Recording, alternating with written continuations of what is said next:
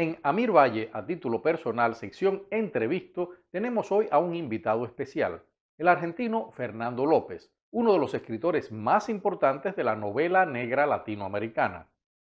Fernando López nace en Argentina en 1948. Es escritor, columnista y abogado. Desde 2014 y hasta el 2019 organiza el Encuentro Internacional de Literatura Negra y Policial Córdoba Mata.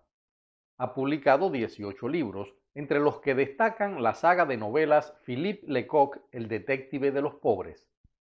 Entre sus premios destacan el latinoamericano de narrativa Universidad de Colima, en México, a la novela El mejor enemigo, en 1984.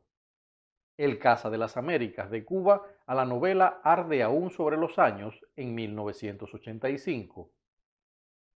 El primer finalista del Premio Planeta Argentina con la novela Odisea del Cangrejo en 2005, y el carácter de finalista en el concurso Novelas de Películas del BAN con la novela Un corazón en la planta del pie en 2015. Comencemos, Fernando, con un ejercicio casi teatral, ¿no? Te propongo que imagines que yo no te conozco, que no he sido tu editor, que no he leído ninguno de tus libros y que de algún modo tú quieres que yo me convierta en un lector de esos libros. ¿Qué tú me dirías? Bueno, antes que nada, un gusto estar contigo y muy lejos, pero estamos prácticamente allí. Si yo tiro el brazo, te toco en la pantalla y eso es muy lindo, ¿no? Muy interesante. Yo no sé si no tendremos que acostumbrarnos a que sea así en el futuro para siempre, ¿no? Ojalá que no. Pues te decía recién que tenía muchas ganas de viajar. Uh Este -huh. año no he podido viajar ni a Europa, ni a México, ni a Panamá, ni a Chile, a ningún lado. Y ojalá que lo pueda hacer el año que viene para encontrarme contigo y conversar, así, charlando de nada y de todo. En cuanto a mí, yo empecé a escribir muy jovencito. A los 12 años, recuerdo esto, especialmente mi padrino me regaló el primer libro de poesía que yo leí en mi vida. Eran las rimas de Becker. Y quedé tan fascinado con ese libro que sentí la necesidad de empezar a leer. Y no paré. Mi abuela, cada vez que cobraba su jubilación, me llevaba a la librería para que yo eligiera los libros que quisiera. Y por supuesto, yo empecé por la saga de Sandokan, por Julio Verne, por Stevenson, por toda esa, el Conde de Montecristo, toda esa novelística de aventura que creo que marcó mucho mi novela, mis escritos, hasta que llegó un momento que digo, bueno, ahora tengo ganas de leer otras cosas y empecé a escribir. Primero, por supuesto, empecé por la poesía, una poesía muy mala que felizmente se perdió. Había hecho una carpeta así de gruesa y se la regalé a una novia que tenía, felizmente o la perdió o la destruyó, así que no queda ni rastro de esa etapa. Después comencé con los cuentos, que es un género que me encanta, me fascina. Tan es así que este año salió acá en Argentina una antología de relatos titulada Lo Implacable. Y ya estoy pensando en hacer otra reunión de cuentos, mientras va creciendo la novela que me tiene acá entre contra las cuerdas, que no avanza ni para atrás ni para adelante, no sé para dónde salir. Entonces, mientras tanto, leo, investigo, yo investigo mucho, cada vez que me siento a escribir sobre un tema, investigo como corresponde, ¿no? Porque si tú metes la pata, enseguida va a aparecer algún lector que te va a decir, eso no está bien, esto es así. Entonces, bueno, por lo menos tener un respaldo y decir lo que yo he leído dice esto, así que me cubro las espaldas. Y con los cuentos, claro, yo me entusiasmé tanto escribiendo que ya había terminado el secundario, había comenzado a estudiar Derecho pero claro, rendía muy de vez en cuando porque me pasaba el tiempo leyendo y empezando a intentar el cuento. Por supuesto que los primeros cuentos, porque eran muy breves, no llegaban a ser relatos, sino que eran mucho más acortados, más breves, 3, 4 páginas. Y me salieron muy trágicos. Yo creo que tienen que ver con una etapa de la vida, ¿no? Con la juventud. Este, pero había algunos que me gustaron, muchos otros se perdieron, algunos los recuperé y los tengo distribuidos en más de 30 libros porque aparecieron en varios países. Entonces, una de las tareas que me propuse ahora es tratar de juntar por lo menos algunos para que sepan cómo empecé a escribir yo también, ¿no? Bueno, y después ya más madurito, a los 20 y pico de años, ya empecé con la novela. En una época muy cruenta en Argentina, como la dictadura militar de Videla y compañía, eh, pero antes ya había empezado una etapa de represión muy dura la última etapa del gobierno de Isabel Perón, que está viviendo en España todavía, tiene 90 años ya. Y tomé el tema de Córdoba durante la represión de la AAA, que era una organización de ultraderecha formada por paramilitares y parapoliciales que salían a la calle a la noche a matar gente, a matar delegados, representantes gremiales, políticos, estudiantes. Inclusive se ha llegado a liquidar a gente que no tenía nada que ver, que pasaban circunstancialmente en el departamento de algún amigo, lo llevaban y también lo liquidaban. Entonces, Estás hablando ahí de tu primera novela, ¿no? El mejor enemigo. Un título que, por cierto, me llama mucho la atención, ¿no? Por eso de que a veces uno dice, bueno, ¿cuál será el mejor enemigo de uno entre todos los más malos, ¿no? Que existen. Pero esa novela tiene unas cuantas ediciones, es decir, tiene bastantes ediciones. He leído en alguna de esas entrevistas que tú mismo dices que esa novela de algún modo surgió como que marcada por una especie de autocensura, ¿no? Y que después con el paso de los años tú la reescribiste como para liberarla, ¿no? Y eso me llamó mucho la atención porque, o sea, que se libere una obra literaria de un proceso de autocensura, tiene que ser un proceso interesante, ¿no? sí, es apasionante. Y cuando cae la dictadura, empiezan la democracia, cuando todo se abre, nos sentimos muy libres. Yo empecé a buscar editor para El Mejor Enemigo. Y bueno, y decidí darle una última leída ya para entregarla, ¿no? Y me encontré con cada cosa que me daba vergüenza, cómo contaba yo a través de sombras, por ejemplo, sin inmiscuirme con los personajes, ¿no? Bueno, me llevó todo un año escribirla de nuevo y salió bastante bien. Pero ahí lo interesante es que empezó un proceso interno. Tomé la decisión de no censurarme nunca más. Uh -huh. Nunca más. Tanto es así que todavía hay gente que se niega a leer algunos de mis libros porque dice bueno, que son chanchos, que son pornográficos. Nada que ver, nada que ver. Muchas veces me preguntan, ¿por qué escribí sobre esos temas? Yo escribo sobre la humanidad, sobre el ser humano, sobre lo que yo conozco, que tiene de lo mejor y de lo peor. Y bueno, y esa novelita que has publicado vos, Con la sombra del agua, es más divertida que las otras, tiene más rasgos de aventura, pero El Mejor Enemigo, eh, Odisea del Cangrejo, Bilis Negra, son todas novelas muy duras, muy duras porque me meto a escarbar justamente en la maldad humana, en las relaciones de sometimiento, en la, en el patriarcado, en el sufrimiento de la mujer.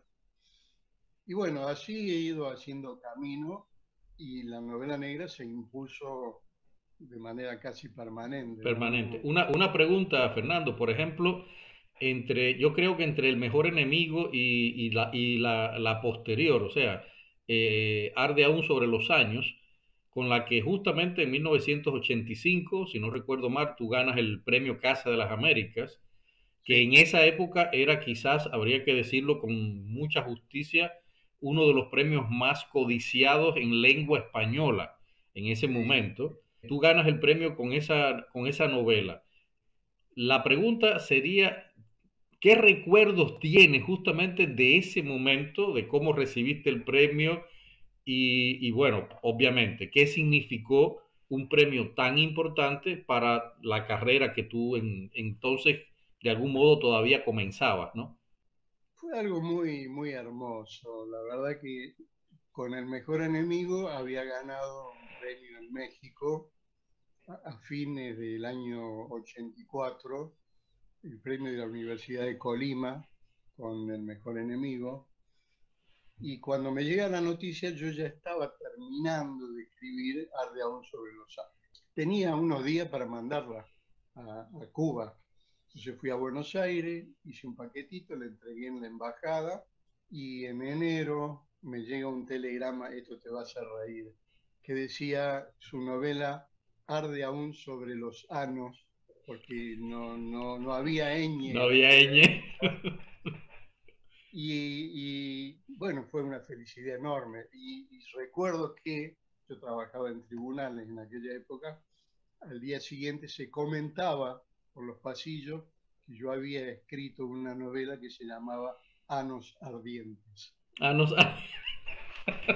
Bueno, eso fue o realmente, sea, lo cual indica que no tenías muy buena fama en esa época como escritor, ¿no?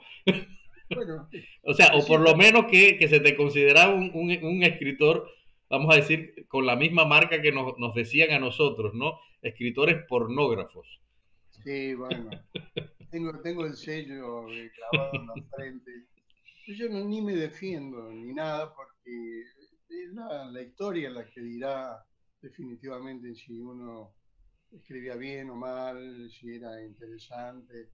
Pero la mayoría de mis libros se han leído muchísimo en los colegios Ujú. secundarios y se siguen leyendo todavía. Bueno, eso quiere decir que no es para tanto, No es ¿no? verdad. ¿Tú sentiste que algo cambió para ti después del premio Casa de las Américas? Sí, en realidad después de los dos premios, ¿no? De Colima y en el caso de la América, me convencí de que era buen escritor, que valía la pena seguir Seguir escribiendo. escribiendo. Claro, y entonces los próximos tres libros fueron de cuentos. Yo en ese momento era funcionario judicial, no tenía demasiado tiempo para Tiempo, claro. Ujú. sentarme a escribir una novela. Y bueno, publiqué tres libros de cuentos y después volví a la novela ya a partir del año 92, por ahí. Hasta la última, que fue Odisea del Cangrejo, que también fue primera finalista del Premio Planeta de Argentina. Yo quiero hacer una especie de recorrido por algunos momentos de tu carrera profesional, ¿no? Y de tu vida. Quiero que te detengas en ese momento en el que tú llegas a la universidad. La universidad argentina en general era una universidad muy, muy marcada por el pensamiento independentista, el pensamiento de izquierda en ese momento. La militancia política era prácticamente una condición para ser universitario, era algo muy curioso en América Latina en esa época. Y yo quiero que tú me digas, tú estabas estudiando derecho, también una carrera que obliga mucho a pensar la sociedad justamente, y yo quiero que me digas qué significó ese momento para ti, pensando en lo que te aportaría como escritor. Te voy a responder con lo que me dijo una vez un lector. Dice, tus libros se leen como si fueran los libros de un juez. O sea, como que yo utilizaba el lenguaje jurídico. Quizá eso es lo más importante, ¿no? Que me marcó, por un lado, el lenguaje más técnico, más minucioso, sobre todo para relatar algunas escenas que necesitaban la mirada de un perito, ¿no es cierto? Y por otro lado también la necesidad de tomar distancia de los personajes, no tomar partido por ninguno, o sea, que cada uno viva su vida y se defienda como pueda, los buenos, los malos, los perversos, las víctimas. Y yo creo que eso fue una decisión importante, ¿no? Porque tú verás, cuando yo viaje, te voy a llevar los libros que no se consiguen allá, verás que hay una empatía natural con todos los personajes. Por ejemplo, yo tengo una saga, no sé si me lo ibas a preguntar después, con un personaje suburbano de los barrios bajos de Córdoba, que se llamaba Felipe Gallo, Felipe Gallo, Philippe Lecoq. Philippe Lecoq, que queda sin trabajo y la policía lo detiene cuando está robando cigarrillos en un kiosco. Esa novela, esa saga, mejor dicho, son 6 novelas y ya tengo la séptima en la que estoy trabajando. Todos los personajes son delincuentes o han sido delincuentes, pero también son seres humanos. Y yo Exacto. creo que he logrado la distancia suficiente para pintarlos como son. Una vez me dijo uno de ellos, yo te voy a contar cómo fue el proceso, que por un lado, todo lo que hacían, cuando robaban, lo hacían por necesidad, ¿cierto? Mm. Eh, pero a su vez, como habían padecido muchos años de cárcel, sobre todo el grupo de Esperanza Sin Muros, que era una cooperativa formada por exconvictos, no querían que sus hijos, sus nietos y sus sobrinos pasaran por lo mismo. Entonces crearon una cooperativa de trabajo, que era un caos total, porque ellos lo que menos sabían era organizarse. Y bueno, y así todo, una cooperativa que ya lleva como 10 años de subsistencia. Por supuesto no lograron lo que querían, que todos sus hijos abandonaran el delito. Muchos de ellos tienen hijos muertos, enfrentados con la policía. Y yo aprendí a conocer a esa gente en una etapa anterior a ser juez, cuando fui defensor de pobres, menores y ausentes. En esa época yo vivía en una ciudad pequeña que se llamaba San Francisco, que se llama San Francisco, no sé por qué la estoy tratando de borrar. Y en 6 años yo creo que defendí a todos los delincuentes de San Francisco y del pueblo vecino y de toda la circunscripción a la que llegaba el juzgado. Eso me permitió conocerlos bien, o sea, compartir con ellos. Por ejemplo, yo iba a ver algunos partidos de fútbol femenino a uno de los barrios más embromados de San Francisco. Cuando me veían, se acercaban, me recibían, me ofrecían vino a las 3 de la tarde. Por supuesto que yo tomaba vino con ellos. Mm. Y cuando me tocó ser juez, en varias oportunidades que los presos se sublevaban y tomaban la cárcel, me llamaban a mí para que yo solucionara el problema. Efectivamente, yo iba, los guardias armados con fusiles, cascos, escudo, gas lacrimógeno y todo eso, y yo llegaba y les pedía que me abrieran la reja que daba al pabellón para entrar solo. Y me miraba, me decía, pero usted está loco, ¿cómo va a entrar solo? Son los delincuentes, hay asesinos. Bueno, yo llegaba, entraba, me ponía a conversar con ellos amablemente, me invitaban a comer, ellos me explicaban cuál era el problema que tenían, que por qué habían tomado la cárcel. Y bueno, yo salía y negociaba con los directivos de la cárcel, diciéndole, bueno, ustedes tienen que darles esto, esto, esto y esto, Y ahí se terminó el conflicto. Esa cercanía con esos personajes me permitió crear esta saga que ha ido muy bien. Tanto es así, fíjate, que hace una semana una profesora de un colegio secundario me preguntó dónde podía conseguir esos ejemplares, porque quería que sus alumnos a lo largo del año leyeran todas las novelas de la saga. Qué bueno. Lo cual para mí es realmente... Es un gran premio, exactamente. Sí. Fernando, otro momento que creo que Argentina fue uno de los países, vamos a decir, punteros en toda América Latina fue ese momento de la década del 70 y del 80, en la que hubo muchas revistas literarias. Y tú también participaste justamente con un proyecto con aquella revista Los que Cuentan. Háblame de esa revista. Una experiencia muy interesante. Yo no tenía ninguna experiencia en dirigir una revista y tuvo 6 números. Eran temas puntuales, cada número sobre temas puntuales. Y, y bueno, ya te digo, un buen recuerdo, sobre todo porque era una revista muy lujosa, un papel fino, con ilustraciones a color, con cuadros de pintores consagrados, con opiniones de gente, de escritores y de académicos. Pero bueno, cumplió su ciclo y se terminó. Y era financiada absolutamente por un escribano de San Francisco que amaba la literatura. Entonces él me llamó un día y me dijo, ¿cuánto cuesta esa revista? Tanto. Bueno, yo la pago. Y a partir de ese momento, 3 o 4 de los números finales fueron financiados por este señor. Y después tengo otra experiencia colectiva también, que fue el de Camerón Cordobés. Esta fue una experiencia colectiva con varios escritores, con la idea de reproducir en Córdoba lo que había sido el de Camerón de Boccaccio. De Boccaccio. Uh-huh.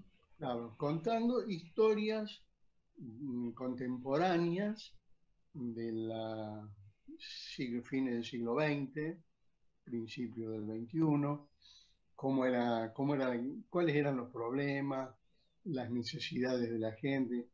Yo recuerdo siempre que leí un libro que se llamaba Año 1000, Año 2000, los miedos de siempre, o algo así. Era de un filósofo francés, Jacques Duby, donde contaba que había a lo largo de toda la humanidad, tanto en el año 1000 como en el 2000, había 3 problemas que permanecían inalterados.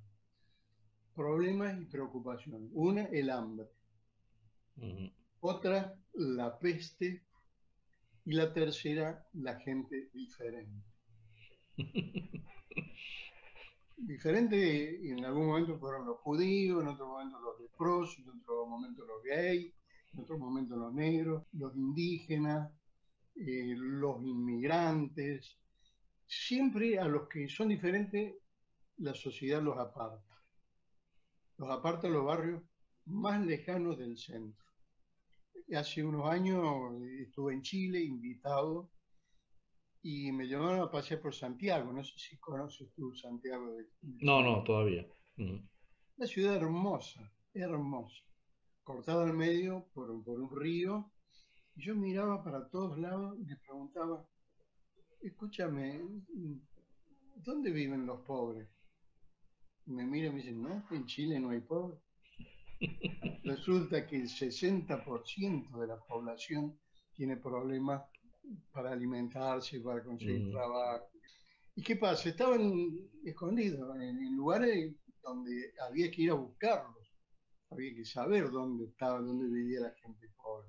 Yo había estado en Chile en los años 70, justamente en el gobierno de Salvador Allende, uh-huh, y había recorrido varias poblaciones. Son esos barrios que estaban hechos en la montaña, sobre todo en Valparaíso. Uh-huh. Y era gente muy pobre.